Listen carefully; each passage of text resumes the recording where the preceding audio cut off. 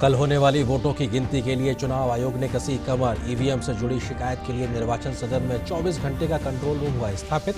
मतगणना को लेकर अधिसूचना की गई जारी।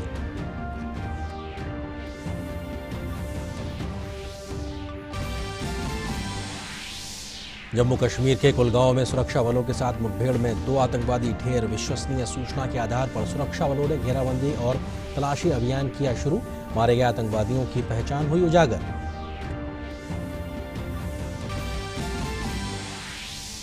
भारतीय अंतरिक्ष अनुसंधान संगठन ने रिसैट-2B का सफलतापूर्वक किया प्रक्षेपण।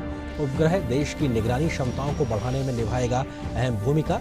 उपग्रह प्रक्षेपण यान PSLV C-46 से सतीश धवन अंतरिक्ष केंद्र से लॉन्च पैड से उड़ान भरने में रहा सफल।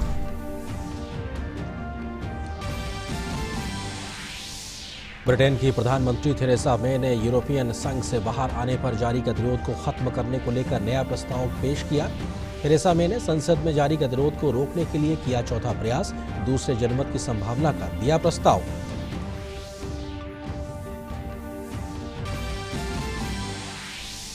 और विराट कोहली के नेतृत्व में टीम इंडिया इंग्लैंड में होने वाले विश्व कप के लिए हुई रवाना। 5 जून को दक्षिण अफ्रीका के खिलाफ टीम इंडिया खेलेगी अपना पहला मुकाबला।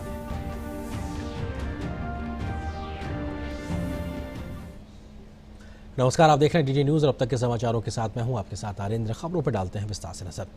लोकसभा चुनाव के तहत देश भर में 542 संसदीय सीटों के लिए डाले गए मतों की गिनती कल सुबह 8 बजे से शुरू होगी।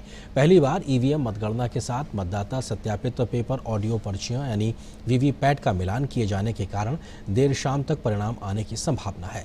542 सीटों पर 8000 से अधिक प्रत्याशी चुनाव लड़ रहे हैं। 7 चरणों में हुए मतदान में 90.99 करोड़ मतदाताओं में से करीब 67.11% लोगों ने अपने मताधिकार का प्रयोग किया है। भारतीय संसदीय चुनाव में यह सबसे अधिक मतदान है। लोकसभा चुनाव में पहली बार इलेक्ट्रॉनिक वोटिंग मशीनों के परिणामों का मिलान पेपर ट्रेल मशीनों से निकलने वाली पर्चियों से किया जाएगा। ये मिलान प्रति विधानसभा क्षेत्र में 5 मतदान केंद्रों पर किया जाएगा। कुछ राजनीतिक पार्टियों द्वारा EVM की सुरक्षा पर अफवाहें फैलाई जा रही हैं, जिस पर चुनाव आयोग ने विराम लगाते हुए कहा है कि EVM को पूरी तरीके से सुरक्षित रखा गया है, जिस पर CCTV कैमरे की निगरानी की जा रही है। About the EVM system, right from the moment EVMs move out from the manufacturing unit till whatever stages it goes through, even before elections, before polls, during polls, at the time of counting, election commission के किसी भी अधिकारी को उसको access करने का अधिकार नहीं है unless a written notice is given to the candidates or the political parties, and only in their presence the EVMs are touched. Counting day पे जो स्ट्रॉन्ग रूम से EVMs को काउंटिंग हॉल तक लाया जाता है, ये एक सैनिटाइज्ड कॉरिडोर में अंडर अ CCTV कवरेज, जो कैंडिडेट काउंटिंग हॉल में से व्यू कर सकते हैं, देख सकते हैं कि कैसे EVMs कहाँ से निकाली जा रही हैं, कैसे आ रही हैं अंदर। 17वीं लोकसभा के सदस्यों के शपथ के लिए तैयारियां पूरी कर ली गई हैं। इसके लिए 56 नोडल अधिकारी नियुक्त किए गए हैं, जो जीते हुए उम्मीदवारों के संपर्क में रहेंगे। हर अधिकारी को 8 से 10 संसदीय क्षेत्रों की जिम्मेदारी दी गई है। पंजीकरण के लिए नवनिर्वाचित उम्मीदवारों को परिणाम की घोषणा के बाद ही फॉर्म उपलब्ध करा दिए जाएंगे। इस बार एक ही डेस्क पर औपचारिकताएं पूरी कर ली जाएंगी और अलग अलग जगहों पर जाने की जरूरत नहीं होगी। हवाई अड्डे के अलावा नई दिल्ली, पुरानी दिल्ली, हजरत निजामुद्दीन और आनंद विहार रेलवे स्टेशन पर सहयोग के लिए लोग मौजूद रहेंगे। सांसद के संसद भवन पहुंचते ही स्थायी पहचान पत्र बन जाएंगे। पहले अस्थायी कार्ड दिए जाते थे। दिल्ली में सांसदों को पहुंचने पर एक बैग भी दिया जाएगा, जिसमें सभी उपयोगी किताबें और दस्तावेज रहेंगी, जिसकी ज़रूरत उन्हें आगे पड़ सकती है। नवनिर्वाचित सदस्यों के ठहरने के लिए इस बार होटल बुक नहीं किया गया है, बल्कि उन्हें राज्यों के भवनों में ही रुकवाया जाएगा। नए सांसदों के स्वागत के लिए संसद भवन परिसर को पूरी तरीके से चमकाया जा रहा है।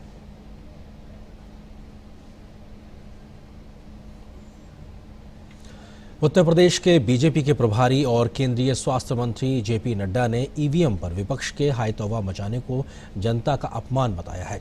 DD न्यूज़ के साथ एक्सक्लूसिव बातचीत में JP नड्डा ने कांग्रेस पर तंज कसते हुए कहा है कि विधानसभा चुनाव के नतीजे कांग्रेस के पक्ष में जहां आए वहां EVM ठीक था और जहां हारने की आशंका है वहां पर वो हाय तौबा मचा रहे हैं। ये कैसा दोहरा मापदंड है? हमारे संवाददाता राजेश राज ने JP नड्डा से खास बातचीत की। केंद्रीय स्वास्थ्य मंत्री जेपी नड्डा हमारे साथ बातचीत के लिए मौजूद हैं। ईवीएम मशीन को लेकर विपक्ष जो है हाय तौबा मचा रहा है और सारे लोग एकजुट होकर चुनाव आयोग से कल मिलने के लिए गए थे। यही ईवीएम कर्नाटक में ठीक है, यही ईवीएम राजस्थान में ठीक है, यही ईवीएम मध्य प्रदेश में ठीक है। जब मध्य प्रदेश के उस समय मुख्यमंत्री नहीं बने थे कमलनाथ, इलेक्शन कमीशन के सामने जाते हैं और कहते हैं कि ईवीएम पर मुझे शक है, और जब नतीजे उनके पक्ष में आते हैं, कुछ एमएलएस की संख्या बढ़ती है, तो कहते हैं नहीं मुझे ईवीएम पर पूरा भरोसा है। ये भारत की जनता जिसने अपनी उंगली से वोट दिया है उसका ये घनघोर अपमान है, मैं ये मानता हूँ। 2017 में विज्ञान भवन में इलेक्शन कमीशन ने सभी पार्टियों उसको चैलेंज करके बुलाया था कि आओ और हम 4 घंटे का समय देते हैं, तुम इसको हैक करके दिखाओ। उसका नाम था हैकाथॉन। उसमें तो ये आए नहीं, उसमें तो ये बात कही नहीं। तो तथ्यों से परे हट करके इनको इस तरह की ओछी राजनीति, हल्की राजनीति करने का इनको शौक है। एग्जिट पोल पर भी सवाल खड़े किए जा रहे हैं कि तमाम जो चैनल्स पर एग्जिट पोल आ रहे हैं वो कहीं ना कहीं प्रायोजित है। क्या कहेंगे आप? देखिए, एग्जिट पोल विभिन्न कंपनीज और एजेंसीज करती हैं, उनके अपने पैमाने हैं, उनके अपने मापदंड हैं। लेकिन मैं ज़मीनी तौर पर घूमा हुआ व्यक्ति बड़े स्पष्ट शब्दों में कह सकता हूं कि भारत की जनता ने मोदी जी को स्वीकार करते हुए विश्वास पर वोट दिया है और बाकी सबको नकार दिया है। ये स्पष्ट धरती पर दिखता है। उत्तर प्रदेश के प्रभारी होने के नाते उत्तर प्रदेश का क्या रहेगा रुझान? महागठबंधन भी यही बोल रहा हूँ, 74+। जेपी नड्डा जो उत्तर प्रदेश बीजेपी के प्रभारी हैं और केंद्रीय स्वास्थ्य मंत्री हैं, इन्हें भरोसा है कि तमाम तरह की जो मिथक, तमाम तरह की जो भ्रांतियां फैलाई जा रही हैं विपक्ष के द्वारा, कल दूध का दूध और पानी का पानी हो जाएगा। कैमरामैन रघु के साथ राजेश राज, डीडी न्यूज़, दिल्ली। भाजपा के राष्ट्रीय प्रवक्ता शाहनवाज हुसैन का कहना है कि विपक्ष इस बात से अच्छी तरह से वाकिफ था कि देश में मोदी लहर है और ज़्यादातर लोगों का रुझान भाजपा की तरफ है। शाहनवाज हुसैन ने विपक्ष पर हमला बोलते हुए कहा है कि चुनाव प्रचार में जिस तरह से पीएम मोदी के खिलाफ अभियान चलाया गया है, इसके लिए देश के लोगों ने लोकसभा चुनाव में उन्हें करारा जवाब दिया है। विपक्ष के लोगों को अच्छी तरह मालूम है कि देश में मोदी वेव है और जिस तरह से उन्होंने प्रचार मोदी जी के खिलाफ किया, इसका जवाब देश की जनता ने दिया है। वो अपने में कमियां नहीं तलाश रहे, वो सारी कमियां ईवीएम में तलाश रहे। आंध्र प्रदेश के मुख्यमंत्री और तेलुगु देशम पार्टी के प्रमुख चंद्रबाबू नायडू ने ईवीएम के साथ कथित छेड़छाड़ के मुद्दे पर विपक्षी पार्टियों को एकजुट करने के मकसद से पूर्व प्रधानमंत्री और जनता दल सेक्युलर के अध्यक्ष एचडी देवेगौड़ा के यहां उनसे मुलाकात की। नायडू दिल्ली में ईवीएम के मुद्दे पर विपक्षी पार्टियों के साथ बैठक के बाद देर रात वहां पहुंचे थे और उन्होंने देवेगौड़ा से करीब 1 घंटे तक बात की। चंद्रबाबू नायडू ने कहा है कि 20 से अधिक पार्टियां इस मुद्दे को उठा रही हैं और पारदर्शिता और जवाबदेही की मांग कर रही हैं। देवेगौड़ा ने कहा कि उन्होंने भी 2006 में ईवीएम को लेकर चुनाव आयोग को चिट्ठी लिखी थी।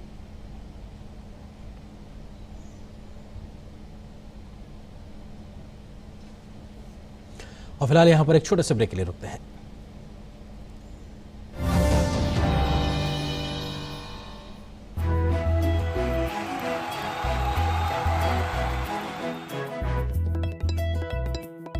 गिरकर दोबारा उठकर आगे बढ़ना था मुश्किल, इरादा साफ था, कदमों तले मिल गई मंजिल, मिल गई फिर से रिश्तों की नई मुस्कान, मिल गई फिर से वही पहचान, वही सम्मान। PNB भरोसे का प्रतीक। नथु लाल के तनिक समझावा, शौचालय का रास्ता दिखावा, रास्ता दिखावा। क्योंकि एक भी बाहर गया तो हम सब बच्चे बीमार पड़ेंगे। क्या रे नथु लाल? दरवाजा बंद रखेगा हर कोई, हर रोज हमेशा। भारत के घर घर में शौचालय खुला है, अब खुले में जाना बंद, रखो दरवाजा बंद। और याद रहे, शौचालय का इस्तेमाल और देख रेख हर कोई, हर रोज, हमेशा।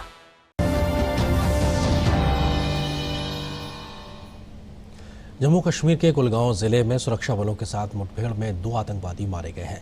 पुलिस ने यह जानकारी दी है। पुलिस के एक प्रवक्ता ने बताया है कि कुलगांव के गोपालपुरा इलाके में आतंकवादियों की मौजूदगी के बारे में मिली एक विश्वसनीय सूचना के आधार पर सुरक्षा बलों ने घेराबंदी की और तलाशी अभियान शुरू किया। उन्होंने बताया है कि मुठभेड़ में 2 आतंकवादी मारे गए और मुठभेड़ स्थल से शव भी बरामद किए गए हैं। प्रवक्ता ने बताया है कि मुठभेड़ स्थल से हथियार और गोला बारूद भी बरामद किया गया है। 2 terrorists were neutralized in the ensuing gun battle. The terrorists have been identified. One of them is Zahid Mantu of Feripura, Shopia, and the second is Irfan Ahmed Bhatt of Puneba, Kulgam. Both belong to the Hizbul Mujahideen terrorist organization, and a huge quantity of arms, ammunition and explosives were recovered from the bodies of these terrorists. Shanghai सहयोग संगठन की बैठक में विदेश मंत्री सुषमा स्वराज ने हिस्सा लिया है। विदेश मंत्री सुषमा स्वराज ने आतंकवाद के खतरे सहित कई अहम मुद्दों पर चर्चा की।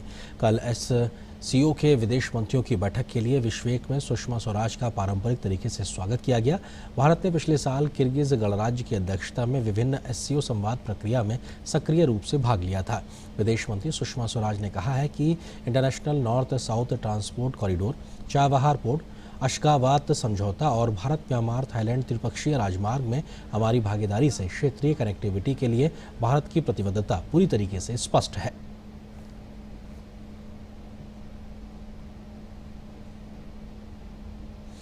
वहीं विदेश मंत्री सुषमा स्वराज ने किर्गिस्तान के 2 दिवसीय दौरे के दौरान उन्होंने चीन के विदेश मंत्री वांग यी से भी मुलाकात की है। सुषमा स्वराज ने शंघाई सहयोग संगठन के विदेश मंत्रियों की बैठक में भाग लेने के लिए इस वक्त बिश्केक पहुंची हुई हैं।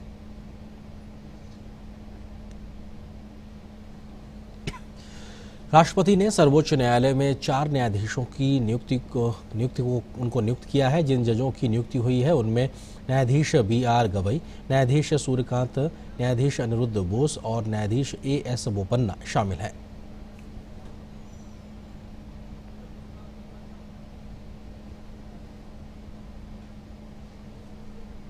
और इस खबर पर जुड़ते हैं हमारे सहयोगी संवाददाता विकास सारथी, जो इस पर अधिक बातचीत करेंगे। विकास, इस पूरी प्रक्रिया को थोड़ा सा विस्तार से समझाइए, किस प्रकार से इन 4 जो जज हैं इनका एक तरीके से फैसला हुआ है और उसके बाद में अब राष्ट्रपति की एक तरीके से मोहर लगी है। जी अरिंद्र, कुछ समय पहले ही जो सुप्रीम कोर्ट कॉलेजियम है CJI जिसकी अध्यक्षता करते हैं, उस कॉलेजियम ने ये नाम भेजे थे मंजूरी के लिए केंद्र सरकार के पास। प्रक्रिया ये है कि जो कानून मंत्रालय है वो इन नामों पर विचार करता है और उसके बाद ये नाम राष्ट्रपति के पास भेजे जाते हैं अनुमोदन के लिए। हालांकि इसमें से 2 नामों पर पहले लॉ मिनिस्ट्री ने सीनियरिटी को लेकर कुछ विषय उठाए थे, कुछ इश्यूज उठाए थे, जिनका सुप्रीम कोर्ट ने जवाब दिया और दोबारा इन नामों को भेजा। वो नाम थे जस्टिस अनिरुद्ध बोस के और जस्टिस AS बोपन्ना के नाम। इन पर केंद्र की ओर से वरिष्ठता को लेकर कुछ पॉइंट उठाए गए थे। हालांकि जब कॉलेजियम ने दोबारा इन नामों को भेजा तो मंजूर कर दिया गया है यहाँ केंद्र सरकार की ओर से, और राष्ट्रपति ने भी अपनी स्वीकृति दे दी है नियुक्तियों को लेकर के। जो 4 नए जजेस आएंगे, इसके बाद कई सालों बाद ऐसी स्थिति होगी कि सुप्रीम कोर्ट की जो स्ट्रेंथ है वो फुल स्ट्रेंथ होगी, यानी सभी कोई भी पद रिक्त नहीं होगा। तो ये नियुक्ति इस मायने में महत्वपूर्ण है कि कई सालों बाद सभी पद सुप्रीम कोर्ट के भरे होंगे।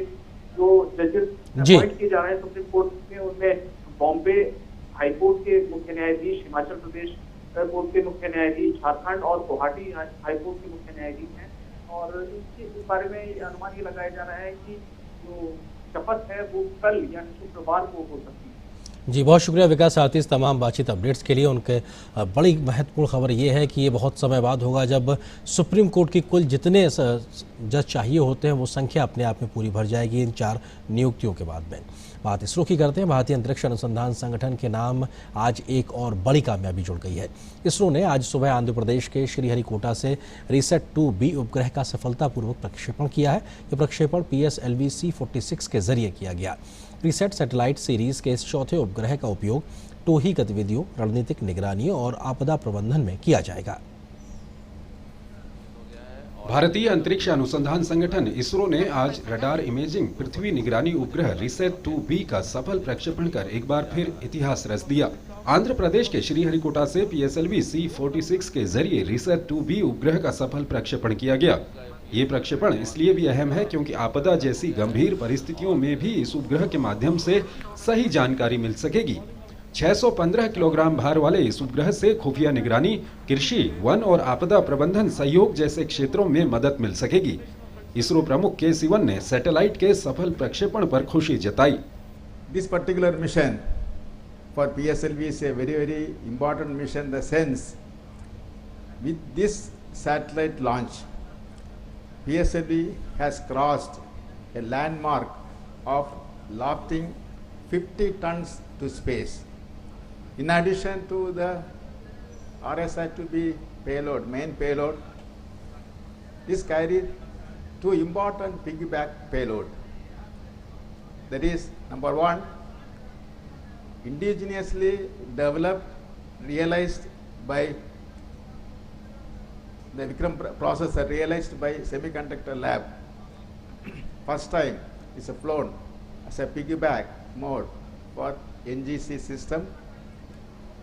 Second piggyback payload is the low-cost MEMS-based INS. It is going to revolutionize our in the future launch vehicle missions. RISAT-2B के बाद इसरो अब चंद्रयान 2 पर काम करेगा, जिसे इस वर्ष 9 से 16 जुलाई के बीच प्रक्षेपित किया जाना है। इसरो 6 सितंबर तक चंद्रयान 2 के रोवर को चंद्रमा की सतह पर उतारने को लेकर आशान्वित है। Definitely, the next mission is going to be landmark mission for India. That is, Chandrayaan 2 mission is going to take place between July 9th and 16th of this year. After launching the satellite, we are expecting the landing on the moon on September 6th. This is the first mission we are going to plan. आने वाले समय में इसरो कुछ और उपग्रहों को launch करने की योजना पर काम कर रहा है। इनमें RISAT-2BR-1 और 2 अन्य रक्षा संबंधी उपग्रह शामिल हैं। इनमें से ज्यादातर उपग्रह दुश्मन देशों की गतिविधि पर नजर रख सकेंगे और तस्वीरों के माध्यम से सेना को सही जानकारी मुहैया कराने में मददगार साबित होंगे। फिलिप मैथ्यू के साथ ब्यूरो रिपोर्ट, DD न्यूज। और फिलहाल समाचारों के सफर को आगे बढ़ाने से पहले एक और छोटे से ब्रेक के लिए रुकते हैं।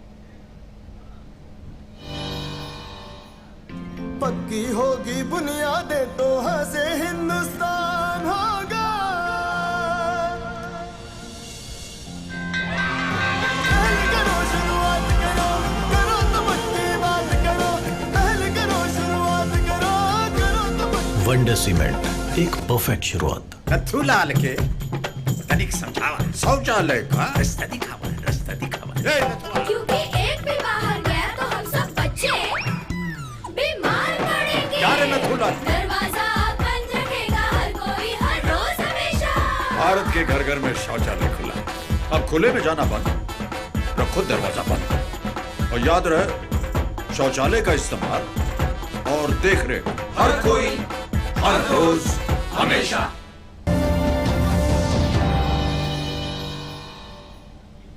राजधानी दिल्ली के विज्ञान भवन में आज सीमा सुरक्षा बल के अलंकरण समारोह का आयोजन किया गया। राष्ट्रीय सुरक्षा सलाहकार अजीत डोभाल इस समारोह में मुख्य अतिथि के तौर पर मौजूद थे। कार्यक्रम में देश की सीमाओं की रक्षा के लिए जीवन बलिदान करने वाले बीएसएफ के जवानों के साहस को सलाम किया गया। पूरी दृढ़ता और कर्तव्यनिष्ठा के साथ अपनी जिम्मेदारी निभाने वाले बीएसएफ के जवानों को समारोह में सम्मानित किया गया। मुख्य अतिथि अजीत डोभाल ने इस मौके पर कहा कि सुरक्षा बलों के आधुनिकीकरण से भविष्य की चुनौतियों से निपटने में मदद मिलेगी। ये उन वीरों को सम्मान दिया जा रहा है जिन्होंने अपने प्राणों की बाजी लगाकर देश के दुश्मनों से लोहा लिया।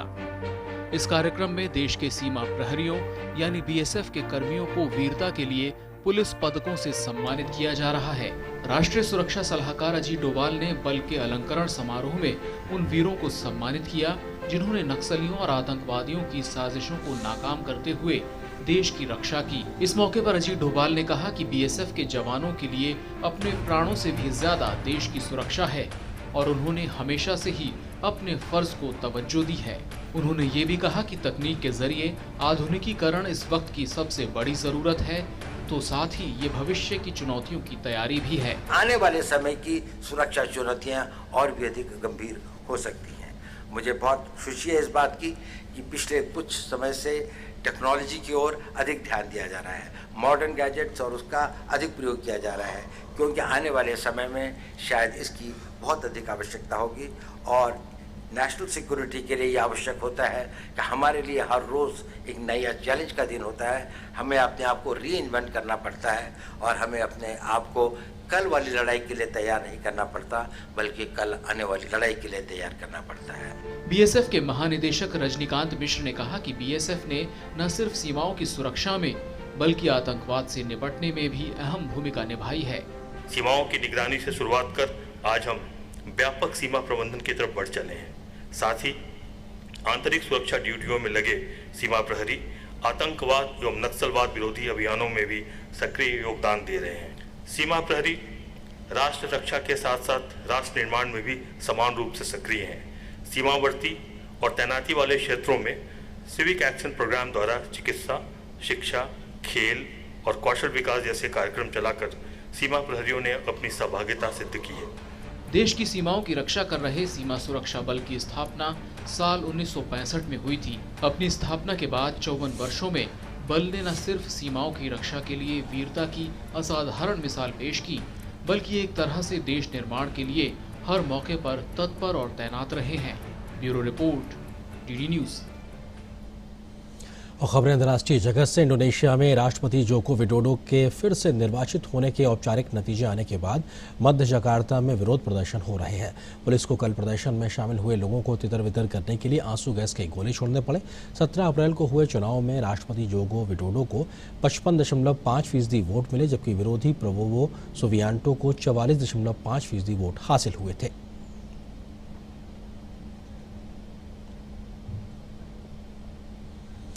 ब्रिटेन की प्रधानमंत्री थेरेसा मे ने मंगलवार को एक नया ब्रेक्जिट करार की रूपरेखा पेश की है। इसमें यूरोपीय संघ से ब्रिटेन के बाहर निकलने को लेकर उनके विवादित समझौते के पहलुओं पर सुरक्षा उपाय और कानूनी आश्वासन शामिल किए गए हैं। थेरेसा मे को उम्मीद है कि इस करार को जब अगले महीने संसद के निचले सदन हाउस ऑफ कॉमन्स में पेश किया जाएगा तो उसे हर पार्टी का समर्थन मिलेगा। विपक्ष की एक प्रमुख मांग पर समझौता करते हुए थेरेसा मे ने वादा किया है कि यदि उनके करार की रूपरेखा को अगले महीने संसद के निचले सदन की मंजूरी मिल जाती है तो उसमें एक दूसरा जनमत संग्रह कराने को लेकर संसदीय मतदान का विकल्प शामिल किया जाएगा। I've also listened carefully to those who've been arguing for a second referendum. I've made my own view on this clear on many times. I do not believe this is a route that we should take, because I think we should be implementing the result of the first referendum, not asking the British people to vote in a second one. But I recognise the genuine and sincere strength of feeling across the House on this important issue. The government will therefore include in the withdrawal agreement bill at introduction a requirement to vote on whether to hold a second referendum. And this must take place before the withdrawal agreement can be ratified. Libya की राजधानी Tripoli में कल सरकार के समर्थकों और लड़ाकों के बीच हिंसक झड़पें हुई हैं। दोनों तरफ से गोले बारूद दागे गए। 6 मई को रमज़ान महीने की शुरुआत से ही दोनों पक्षों में लगातार संघर्ष चल रहा है। 6 सप्ताह पहले कमांडर खलीफा हफ्तर की सेना के राजधानी पर हमले के बाद से संयुक्त राष्ट्र समर्थित राष्ट्रीय समझौते की सरकार की समर्थन सेना आगे बढ़ रही है। सरकार समर्थक सैनिक 2 से 3 किलोमीटर तक आगे बढ़ चुकी है। लड़ाकू विमान के हमलों की मदद से थल सेना आगे बढ़ रही है।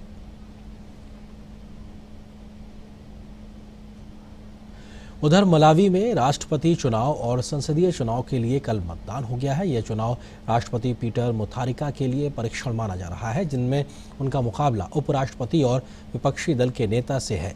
राष्ट्रपति मुथारिका को अपने कार्यकाल के दौरान इंफ्रास्ट्रक्चर में सुधार और महंगाई में कमी लाने के काम पर भरोसा है, जबकि आलोचक उन पर भ्रष्टाचार और बड़े पदों पर अयोग्य लोगों को बिठाने का दोषी मानते हैं। मुथारिका ने 2014 में 36% वोट हासिल कर जीत दर्ज की थी। वे भ्रष्टाचार खत्म करने के वादे के साथ सत्ता में आए थे, लेकिन उनकी सरकार में भ्रष्टाचार और भाई भतीजावाद हावी रहा है।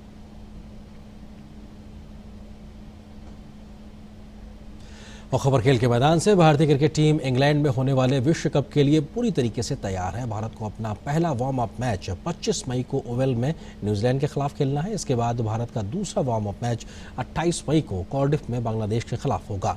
भारतीय टीम विश्व कप में अपने अभियान की शुरुआत 5 जून को दक्षिण अफ्रीका के खिलाफ मैच खेलकर करेगी। इस बार भारतीय क्रिकेट टीम से इंग्लैंड और वेल्स में होने जा रही आईसीसी विश्व कप में खिताब की उम्मीद है।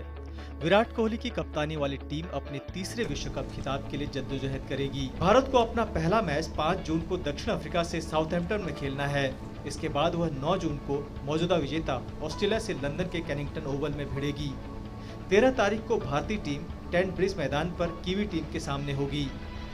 भारतीय प्रशंसकों को जिस मैच का बेसब्री से इंतजार है वो मैच है भारत और पाकिस्तान का, जो 16 जून को मैनचेस्टर के ओल्ड ट्रैफर्ड में खेला जाएगा। इसके बाद 22 जून को अफगानिस्तान और भारत भिड़ेंगे। 27 जून को भारत ओल्ड ट्रैफर्ड में वेस्टइंडीज के सामने उतरेगी, जबकि मेजबान इंग्लैंड से वह 30 जून को एजबेस्टन में खेलेगी। इसी मैदान पर उसे 2 जुलाई को बांग्लादेश के खिलाफ खेलना है।